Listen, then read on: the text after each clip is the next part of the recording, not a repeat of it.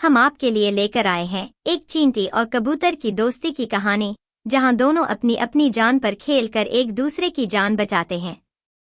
यह कहानी आपके बच्चों को असली दोस्ती का मतलब सिखाएगी। तो रात को सोते समय अपने बच्चों को यह कहानी जरूर सुनाएं। चलिए शुरू करते हैं। एक समय की बात है, एक पेड़ पर कबूतर रहा करता था। पेड़ की जड़ों में ही एक चींटी भी अपना बिल बनाकर रहा करती थी। दोनों काफी अच्छे दोस्त थे और अक्सर अपना ज्यादातर समय एक दूसरे के साथ बात करते हुए बिताते थे।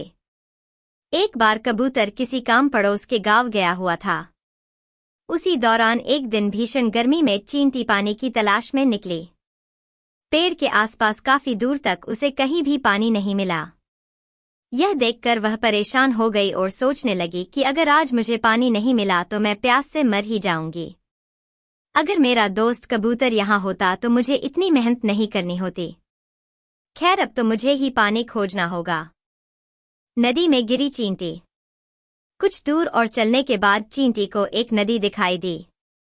उसे देखकर वो बहुत खुश हो गई और पानी पीने के लिए वह एक छोटी सी चट्टान पर चढ़ गई।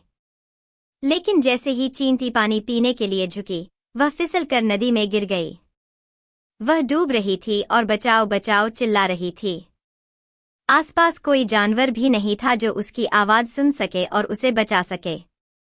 चींटी को लगा कि अब तो वह पानी में डूब ही जाएगी, लेकिन इतने में ही उसने अपने दोस्त कबूतर को नदी के ऊपर उड़ते देखा। चींटी को संकट में देखकर कबूतर ने झट से एक पत्ता पानी में गिरा दिया। वह पत्ती की ओर बढ़ी और उस पर चढ़ गई। फिर कबूतर ने ध्यान से पत्ते को बाहर निकाला और जमीन पर रख दिया। इस तरह चींटी की जान बच गई और वह हमेशा कबूतर की ऋणी रही। कबूतर पर आया संकट। इस घटना के बाद चींटी और कबूतर और ज्यादा अच्छे दोस्त बन गए और उनके दिन खुशी से बीत रहे थे। लेकिन एक दिन जंगल में एक शिकारी आया। शिकारी के पास बड़ी सी बंदूक थी जिससे वह शिकार करना चाहता था। उसने पेड़ पर बैठे सुंदर कबूतर को देखा और अपनी बंदूक से कबूतर पर निशाना साधा। चींटी नीचे से यह सब कुछ देख रही थी। उसने शिकारी की एड़ी पर काट लिया, जिससे वह दर्द से चिल्लाया और उसका निशाना चूक गया। बंदूक की आवाज सुनकर कबूतर वहां से उड़ गया और शिकारी वहां से खाली हाथ चला गया।